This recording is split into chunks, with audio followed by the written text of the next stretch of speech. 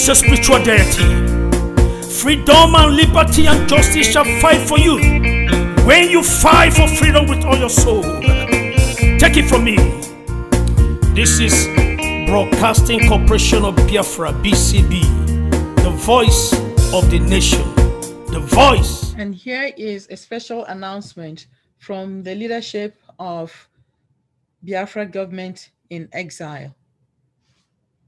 This is BCB.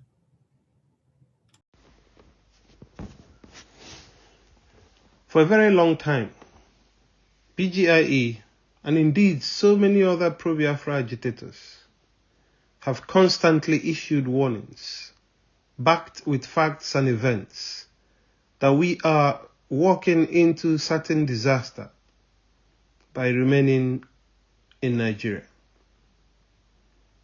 These warnings have been coming through so many media in the last 20 to 30 years.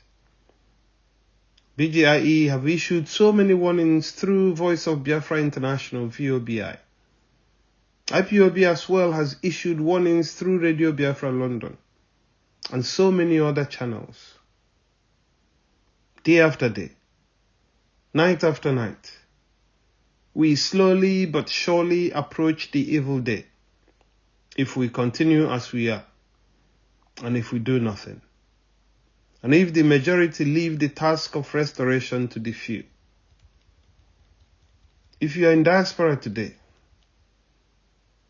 whether in Europe or in America or in Canada or any part of the world outside Nigeria, what would you do or where would you go if you are no longer wanted in the country where you are now domiciled? The reason I ask you this is simple. And I strongly recommend you undertake a deep reflection on this question. In our lifetime and in the future, we might find ourselves in a position where we are no longer wanted in a place where we are domiciled, a place where we feel safe and comfortable. It could quickly turn on us, and rapidly the situation will change. And you are no longer wanted. You are told to leave, that you don't belong there. Faced with this situation, where would you go? Where would you run to? Where is home? In a recent experience, in the week I just traveled home, it was the week 3 little young girls were stabbed and killed in Southport near Liverpool in England. Riots broke out in towns and cities in northern England. White extremists took to the streets and demanded that foreigners must leave. And they are no longer wanted. Immigration centers were targeted and attacked. Black families warned their children not to go to parks and open spaces where they would normally go and play, for fear of being attacked. By the time the riots got bigger and more dangerous, I was in my homeland with my children. For the first time in a very long time, I felt safe in my homeland more than in a foreign land. We are running out of time to heed the call for the restoration of our homeland, for the restoration of a free and independent Biafra nation or an Igbo nation. We know that peaceful agitations are legitimate, and the right for self-determination is an inalienable right, available to all indigenous peoples, including the indigenous peoples of Biafra. The right recognized by the United Nations Charter on Indigenous Peoples.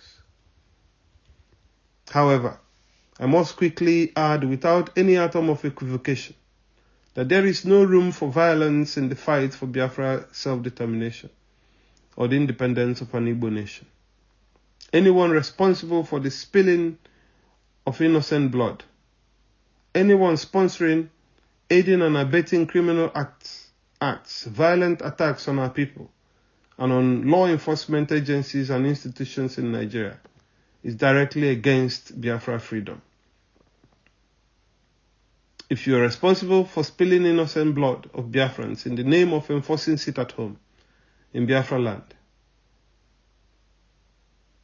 it is an abomination to the land of Biafra, and you will not go unpunished, along with your generations to come. A peaceful agitation is possible within existing laws and international conventions. In seeking a separate state, we must lead by example and demonstrate that we are capable of building a decent society, a modern and fair nation, where equity, justice, fair play, respect for human dignity, freedom and opportunity rules.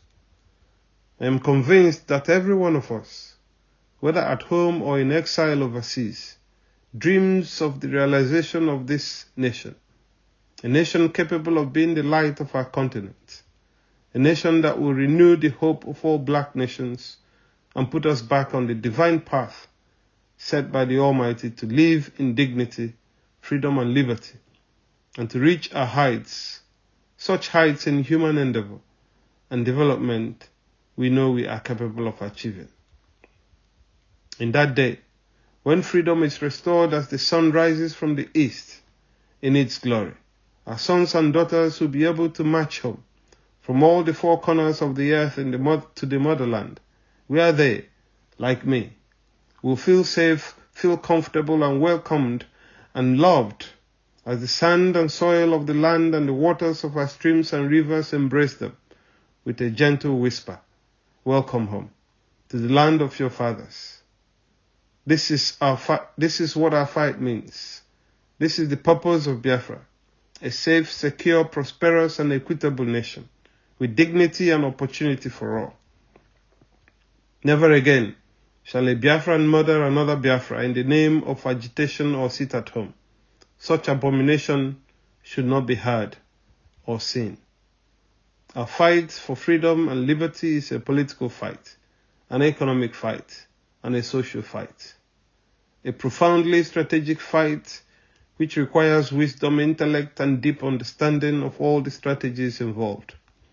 The Igbo nation, the Biafra nation, has the wherewithal to achieve this goal.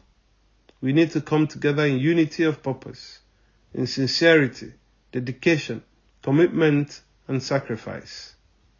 Many have come with selfishness, greed, avarice, and evil mind, and have led many astray and filled their pockets on the blood of Biafrans.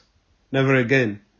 I call on all men and women of good conscience to come forward and help in this noble fight so that we can do it the right way, because our choices are limited. In fact, we do not have any other option but to free ourselves from this bondage that will most certainly consume us if we do nothing. Remember, if you are in Lagos or any other part of the world and you are told to go, where would you go?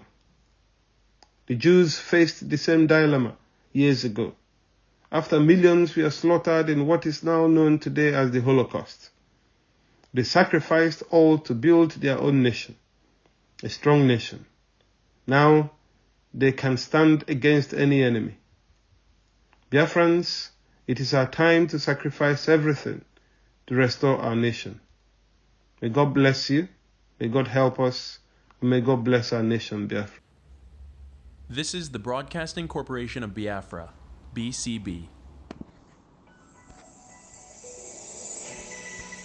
This is BCB, the Broadcasting Corporation of Biafra, bringing you news headlines of the week. In the news this week, alleged IPOB threat. Police deploy operatives around Imo State Federal Secretariat. Student loan. Lawmakers decry exclusion of the Southeast institutions in 2.9 billion naira disbursement. Simon Ekpa's Biafra Republic plans prompt Nigerian government to involve EU. Stay tuned for the details to follow shortly.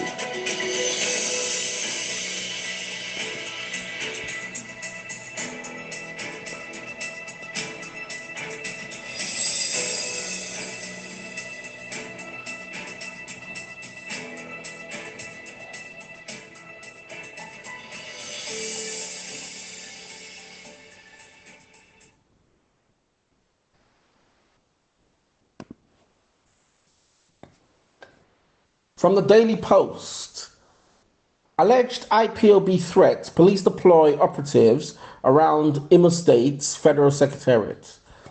Amidst the alleged threats by the indigenous people of Biafra, IPOB, to attack the Imo State Secretariat, the Commissioner of Police, CP Aboki Danjuma, has mobilized men and officers of the command at strategic areas within the Secretariat to ward off any attack.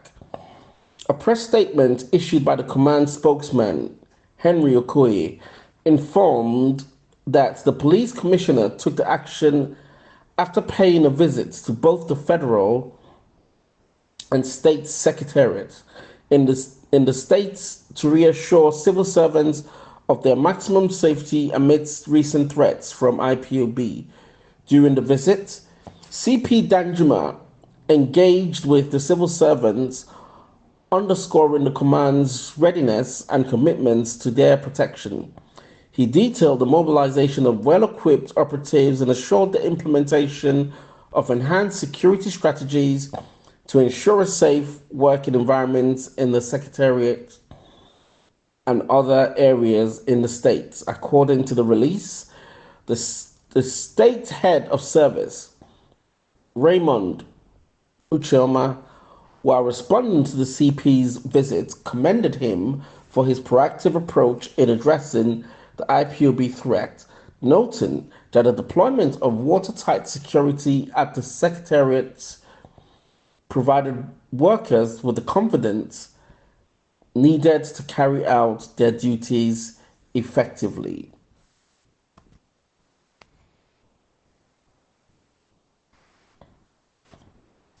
From Legit NG, Simon Ekpa's Biafra Republic plans prompt Nigerian governments to involve the EU. The Defense Headquarters, DHQ, has announced that the federal government will collaborate with the European Union to take necessary measures against Simon Ekpa. Ekpa, a self-proclaimed disciple of Nnamdi Kanu, the detained leader of the proscribed indigenous people of Biafra, has been a vocal advocate for the secessionist movement. Nnamdi Kanu was detained by the Department of State Services in June 2021 following his extradition from Kenya. The government has accused Kanu of committing treasonable felony for leading the secession movement. In a recent post on X, Ekpa declared plans to present the complete map of Biafra and officially declared the Biafra Republic on December 2nd, 2024. The Biafra government is preparing to present the complete map of Biafra on December 2nd, 2024, he said. He also urged Nigerian governments to participate in the upcoming Biafra Convention in Finland and threatened a 30-day lockdown of Nigerian institutions in the southeast if Kanu is not resist. The EU champions democracy and human rights across the world. Accordingly, the government will present its case to the EU authorities in order for Simon Ekpa to be held accountable for acts of terrorism he is perpetrating in Nigeria. The federal government's move to involve the EU shows its commitment to address the security challenges posed by secessionist movements and ensuring that those responsible for acts of terrorism are held accountable on an international stage.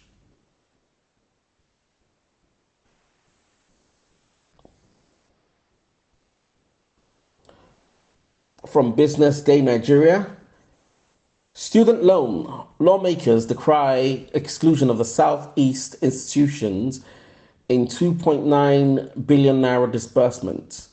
The Southeast Caucus of the National Assembly has raised concerns over the exclusion of beneficiaries from Southeast tertiary institutions in the ongoing disbursements of student loans by the Nigerian Education Loan Fund. The loans intended to support students across Nigeria have so far amounted to 2.946.927.155 benefiting 27,667 students from 19 institutions nationwide. However, the caucus said it observed that none of these institutions are located in the southeast. NELFund had explained that the exclusion is not intentional. According to the fund, verification lists were sent to all tertiary institutions across the country, but Southeast institutions have yet to respond to the request for verification, which is a prerequisite for their students to be included in the disbursement process. The Southeast Caucus urged relevant institutions in the Southeast to promptly comply with NELFund's verification requirements. The caucus emphasized the importance of this student loan program in alleviating financial challenges that limit access to higher education, urging students from the region to take advantage of the opportunity. It is important that as people, we do not intentionally marginalize ourselves from the opportunities which are open to all Nigerians. Those opportunities are our right, and we must, like others, demand for what rightfully belongs to us. A statement by Naya Abaribe, leader of the Southeast Senate Caucus of the National Assembly, on Sunday read. The statement was co-signed by Iduma Enwo, the leader of the Southeast Caucus of the House of Representatives.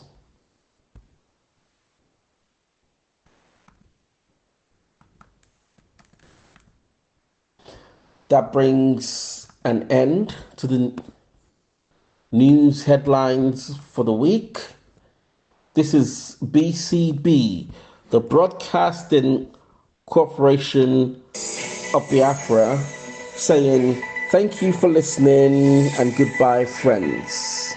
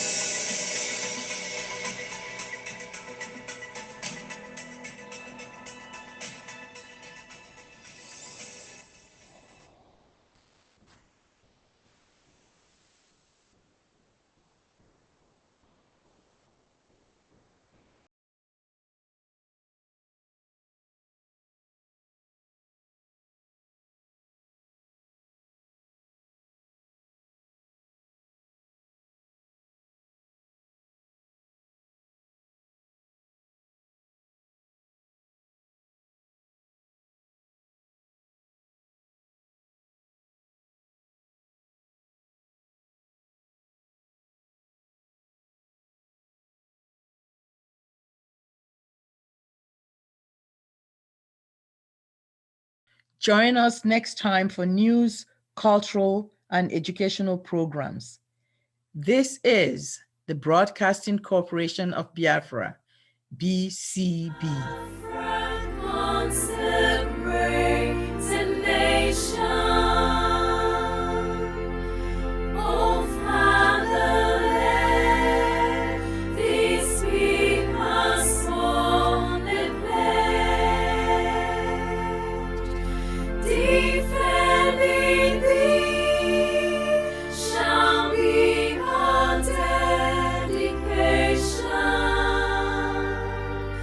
Spirit of